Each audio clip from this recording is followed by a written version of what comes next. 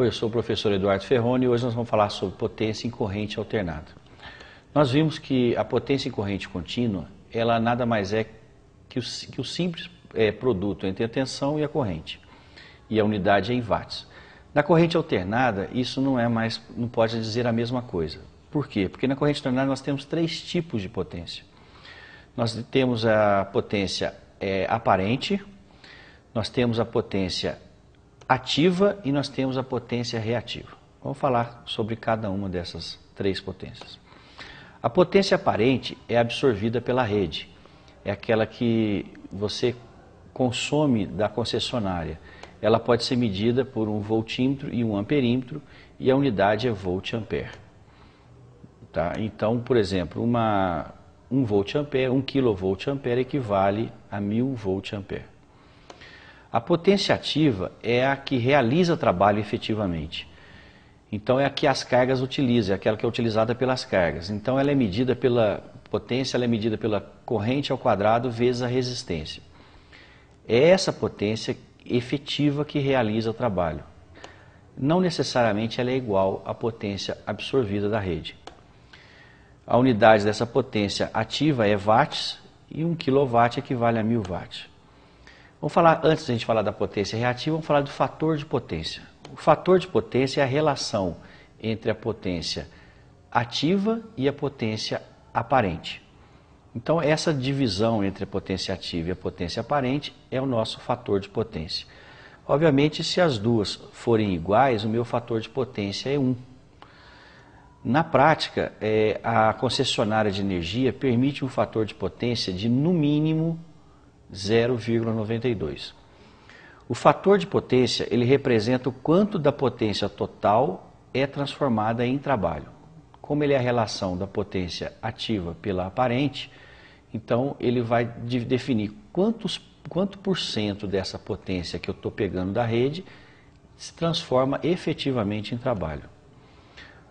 O fator mínimo, como eu disse, é de 0,92 fornecido pelas concessionárias. Se a sua empresa tiver um fator de potência menor do que esse, ela paga a multa, porque isso aí é prejudicial para o sistema. O fator de potência é representado pelo cosseno de φ. Vamos explicar o que significa isso.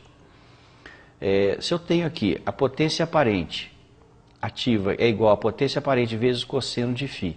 Esse cosseno, se eu passar essa potência aparente dividindo pela potência ativa, eu tenho o meu fator de potência, que é igual a cosseno φ.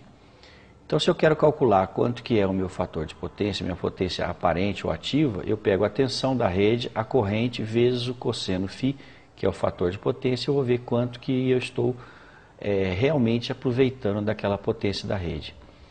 O fator de potência ele pode ir de 0 a 1, ou seja, de 0 a 100%. 1 equivale a 100% e 0 equivale a 0%. Quando ocorrer o fator de potência igual a 1, significa que a potência ativa é igual à potência aparente.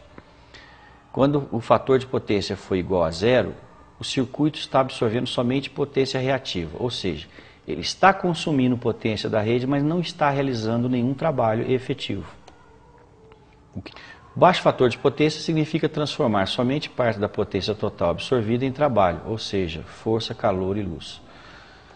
Potência reativa. Ela é usada para a manutenção dos fluxos magnéticos nas máquinas elétricas. Quando eu disse que a concessionária só permite uma potência, um fator de potência de 0,92, no mínimo, pensa-se o seguinte: se isso é prejudicial, por que não manter o fator de potência igual a 1? Porque as máquinas elétricas, motores, todos os equipamentos elétricos que têm bobinas, eles necessitam de um fator de potência menor do que 1. Porque essa potência reativa que vai manter o fluxo magnético dessas máquinas. Por isso, é necessário ter essa potência reativa. Não podemos deixar que ela seja muito grande em relação à potência ativa. A potência reativa é trocada com a rede, não sendo consumida, ou seja, ela tem um retorno de energia na rede. Por isso que a concessionária não permite que a potência reativa seja muito baixa, a reativa seja muito alta, o fator de potência muito baixo. Porque senão vai ter um retorno na rede e provoca aquecimento nos cabos e sistemas elétricos. A potência reativa ela é semelhante à potência ativa. Multiplica-se a potência aparente por um fator, no caso, seno de φ, que nos resultará na potência não consumida. Então, a potência reativa ela é aparente vezes seno de φ. Ou seja, a potência aparente é V vezes I. A unidade da potência reativa é volt-ampere reativo, ou VAR. O baixo fator de potência, o que causa isso? A instalação trabalha sobrecarregada, a queda de tensão, perdas ômicas nos alimentadores, paga-se um ajuste à companhia, ou seja, uma multa que não é barata, é muito grande. O fator de potência alto elimina a eliminação desse ajuste, não precisa colocar um banco de capacitores, a redução de perdas ômicas, melhoria do nível de regulação da tensão e possibilidades de alimentação de novas máquinas na mesma instalação. Um melhor aproveitamento da energia em si. Só que ela não pode ser igual a 1. Então eu tenho que manter o fator de potência o mais alto possível, mas sempre menor do que 1, porque senão ficaria prejudicial às máquinas que trabalham com campo magnético. Potência de um capacitor. Um capacitor tem a propriedade de armazenar energia. A constituição do capacitor são duas placas isoladas separadas por um isolante, chamado dielétricos. Essas placas metálicas. O tamanho das placas e do dielétrico influencia na sua capacidade de armazenamento, ou seja, na sua capacitância. Nós temos aqui o símbolo de um capacitor e a unidade de capacitância é farad. Vamos observar o efeito de um capacitor em um circuito elétrico, colocando ali um watímetro, voltímetro, um amperímetro e uma bobina. Nós vamos medir nesse nosso esquema 100 volts, 2 amperes, 40 watts. Bem, se vocês multiplicarem tensão pela corrente, daria 200 watts. Só que o watímetro ele só mede a potência ativa. Se vocês prestarem atenção, então eu tenho a potência aparente 200 e a ativa 40. Ou seja, tem uma potência reativa que não está sendo aproveitada de 160 watts. É o que está mostrando nosso esquema aqui. Se eu coloco um capacitor em paralelo com essa bobina, ele vai modificar o efeito. Verifica que agora eu tenho 100 watts, meio ampere e 40 watts ativo. Ou seja, a minha potência aparente é de 50 watts. A minha potência ativa é de 40 watts. Está bem próximo.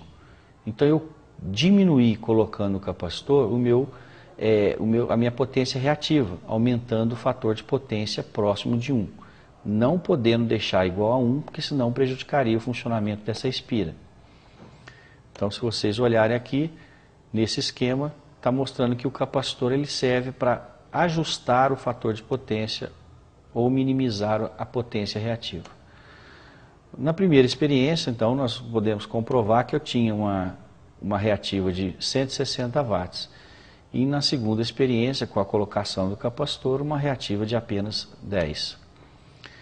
Colocando o capacitor em paralelo com a bobina, a potência ativa se mantém e a potência aparente diminui. O capacitor atua em um sentido contrário da bobina. Na realidade, fisicamente, a bobina ela adianta a tensão em relação à corrente, e o capacitor adianta a corrente em relação à tensão, trabalhando de maneiras opostas. Mostrando isso de uma maneira vetorial, nós temos que a bobina tem uma potência reativa positiva e o capacitor uma potência reativa negativa. Isso pode ser visto aqui por esses vetores. O capacitor melhora o fator de potência das instalações. Por isso que quando tem problema de fator de potência nas instalações, coloque-se um banco de capacitores. Se vocês olharem aqui, nós temos a potência na horizontal, a minha potência ativa, na vertical a reativa do indutor e a minha potência aparente seria esse vetor azul que vocês estão vendo aí. Quando eu coloco um capacitor, ele não vai anular totalmente a minha potência reativa, mas ele minimiza. E se vocês olharem o esquema, a minha potência aparente reduz, que é esse vetor azul que é menor do que o anterior. Resumindo, o capacitor diminui a potência reativa conservando a potência ativa. Com isso diminui a potência total aparente. Espero que isso tenha ajudado os senhores a entender potência em corrente alternada.